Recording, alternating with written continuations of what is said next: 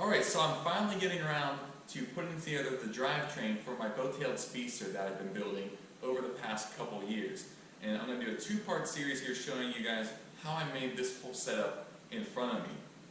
This engine I'm using is a 2.4 liter Jaguar XK6 out of a 1958 Mark I, and the transmission I'm using is a Chevy T5 5-speed out of a late 80s S10 pickup. And I picked this engine and transmission independently of each other, and I really didn't give any thought at the time of how I was going to actually connect them, but what I actually ended up using in the middle here is Ford flathead V8 parts.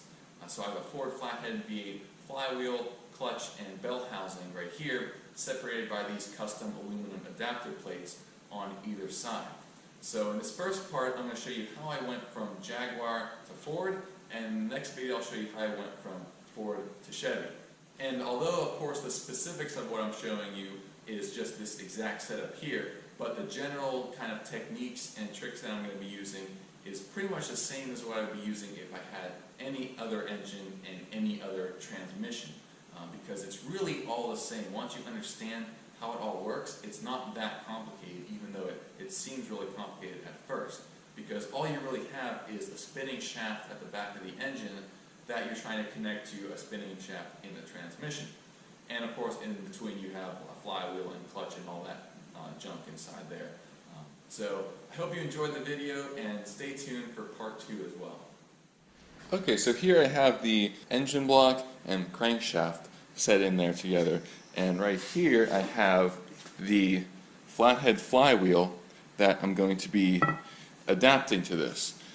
Now what I've already had done is I've had a friend machine out the counterbore on the back of this flywheel here a little bit bigger, so that now this can slip right onto the end of the crankshaft there. Now what I have to do is drill new holes in here for the Jaguar bolt circle there. You can see that this flathead flywheel had 2 dowel pins and then 4 bolts in it, as opposed to the crankshaft here, which has 2 dowel pins and 10 bolts in it. But what I think I'm going to do is I'm going to use these 2 dowel pins and then 4 bolts for now at least. So I'm going to, you can see I have it kind of lined up where the holes are going to be drilled. I was able to line it up so they don't interfere at all. So these 2 lines here will be where the dowel pins are, and then I'll drill 4 holes along these lines that should be able to fit the actual bolts. Alright, so I've got the flywheel here clamped down to the middle. What I've done to make sure that it's centered is I have the pilot bearing in here, and I machined this piece on my lathe to fit right into that, so that you can see fits right in, so I know that that's centered. And it should be as simple now as just measuring out from both directions and drilling those 2 holes for the dowel pins.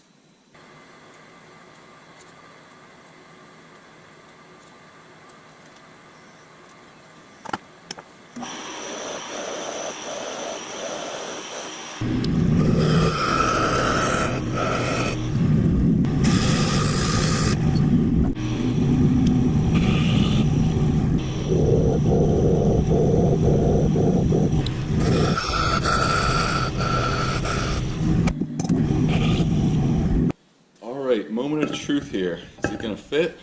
Let's see, let's get these lined up. I'm kind of expecting to at least one of them to be off by maybe a couple thou. But let's see, I got my end mills. This one, well, that one fit right in. And, oh, this one fits right in too. That's a perfect fit. Not bad, not bad. So the bolt holes now should be easy, since those don't have to be super precise, not like the dowel pins, but that is awesome. It fits right in.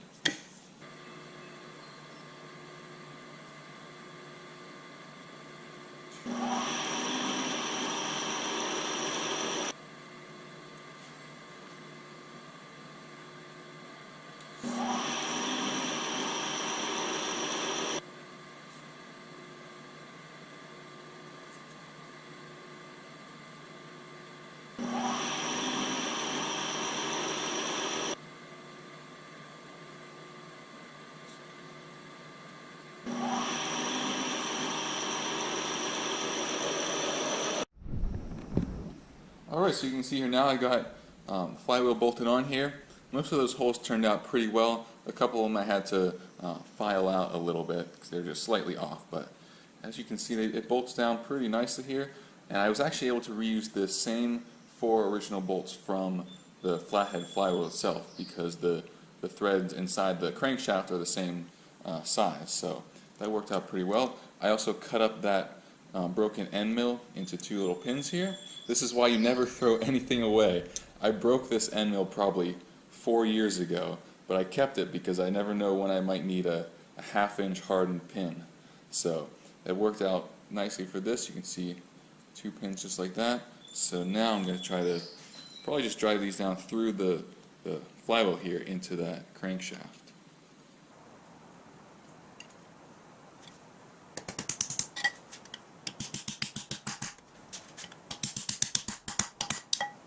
Okay, so as you can see here, I've got the flywheel resurfaced. I took it to a machine shop and they did that for me. Turned out beautifully, as you can see here. Now the next step is the pressure plate. This is the original pressure plate that was bolted to this flywheel when I got it. This is the big 11-inch truck pressure plate though, so this is definitely bigger than what makes sense for what I'm doing. I also have this pressure plate right here.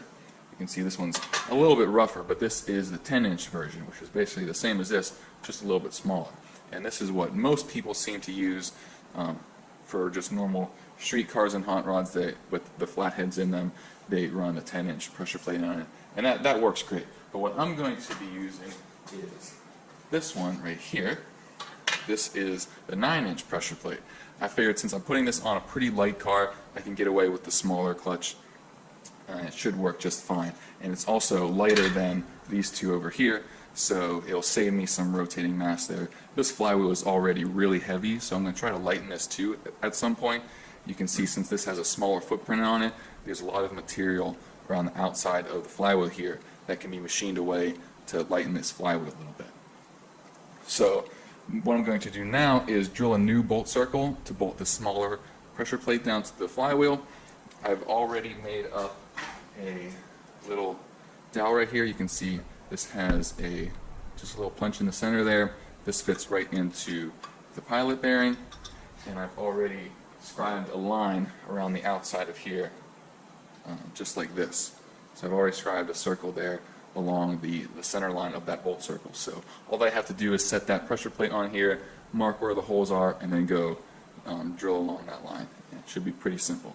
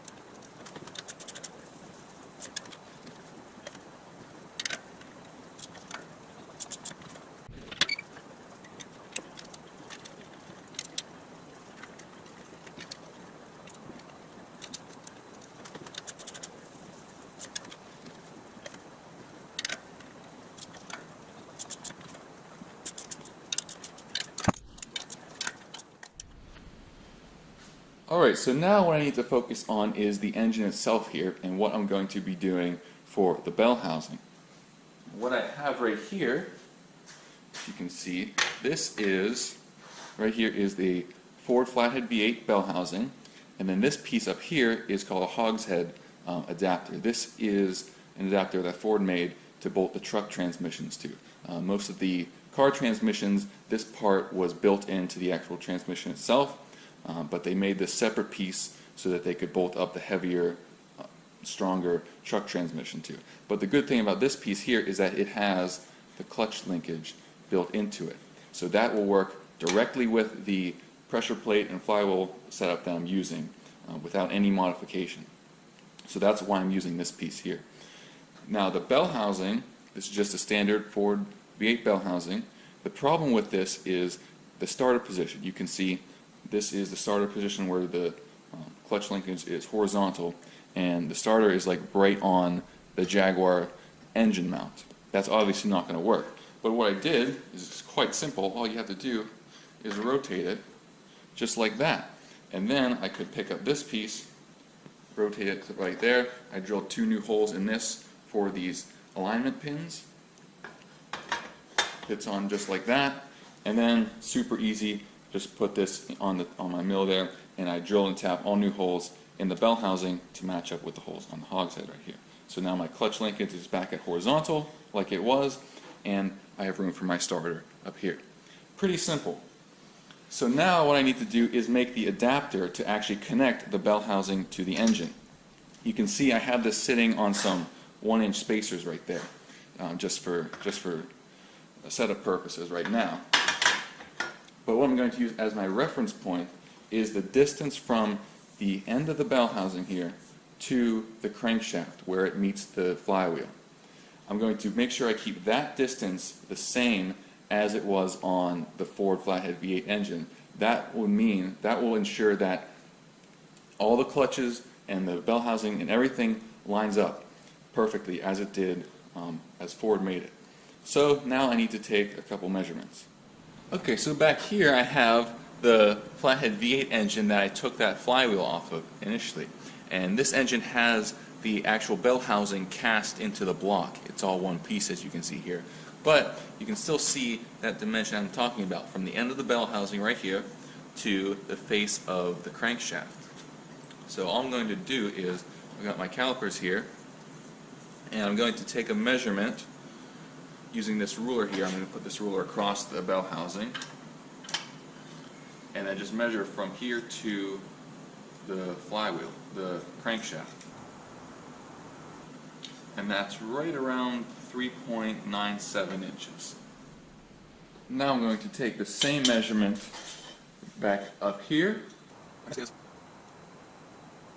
is like right at 3.855. So I'm going to do 3.97 minus 3.855. That's 115 thousandths. And since I already have this spaced up 1 inch, that means the actual aluminum adapter plate I need has to be 1.115 inches thick. Alright, so now the work begins. This is an 1.25 inch thick aluminum plate here, 6061. This is what I'm going to be making the adapter plate out of. I wanted to try to find 1 1/8, 1.125. But I wasn't able to find that for a reasonable price, because I think that would have been close enough in thickness that I wouldn't have to face it down at all.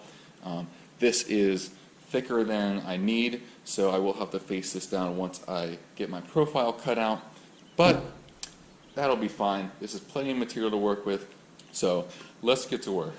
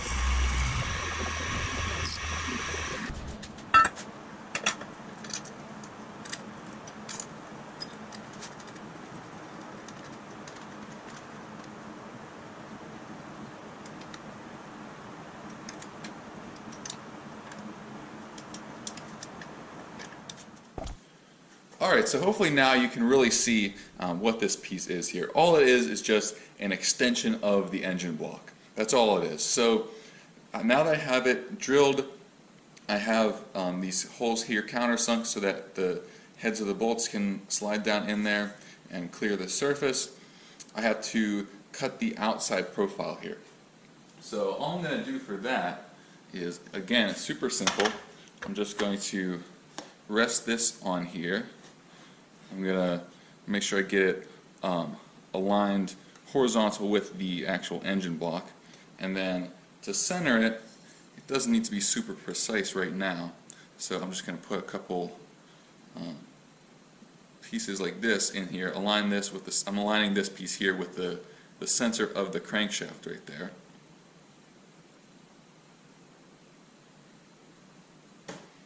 Then I'll do the same thing with this piece here, just to basically extend the center line of the crankshaft out so that I can measure it to this circle right here.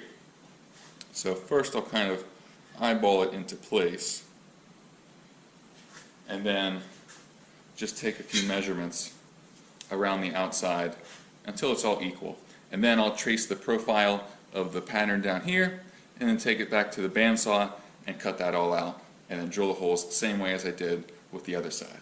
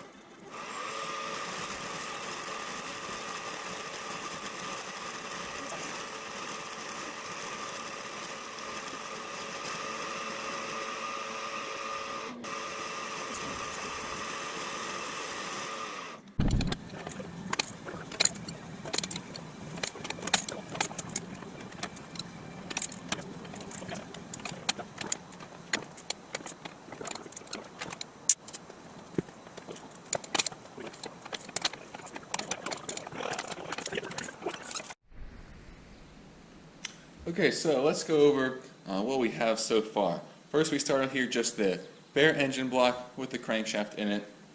First piece to put on is the custom aluminum adapter plate that we just made here. It's got these two alignment pinholes in there that made up to the two pins in the engine block right here. That ensures that it'll always go on in the exact same position every time. There's no play in that at all. Next step is the flywheel. That sets right onto here in those new holes we drilled. Just imagine that I'm also bolting everything together too, of course. All the holes do line up. And you can see right here, it looks like this flywheel is just sitting on that adapter right now. There is actually a little bit of clearance under there. It's super close though, so I'll probably go back at some point and just trim the inside of this adapter a little bit, just to give that flywheel a little bit more room in there. And I'm also going to have to machine the plate up here to accept the starter that would mount from the back side. But that's not too complicated, just taking some measurements and figuring out your spacing and things like that. But I do know that there is room for that. And the other thing I didn't show you either is I also put two alignment pins in this plate right here, and that aligns the bell housing. This uses one of the original alignment pinholes right here. Since I had to rotate this though, the other pinhole is now like out in space down here.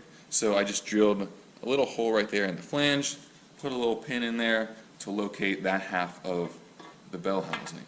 You can see that slips right on as well. No play in that either. Next up, the pressure plate, brand new pressure plate, will bolt right on here to the flywheel.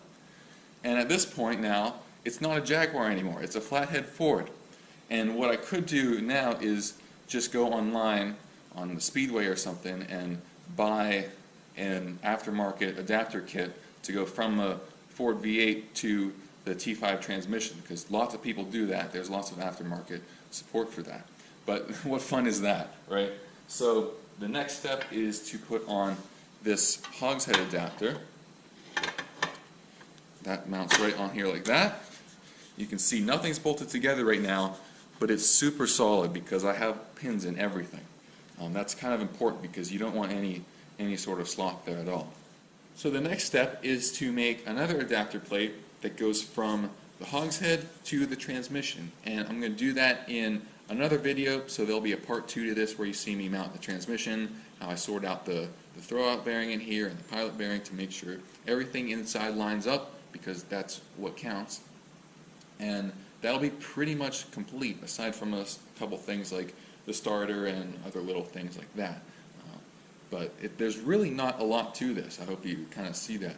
I don't have the fanciest tools by any stretch of the imagination, and this is my first time doing any sort of thing like this, but it can absolutely be done, and if it can be done, then why can't I do it? So stay tuned for the next video. Thanks for watching, and I'll see you then.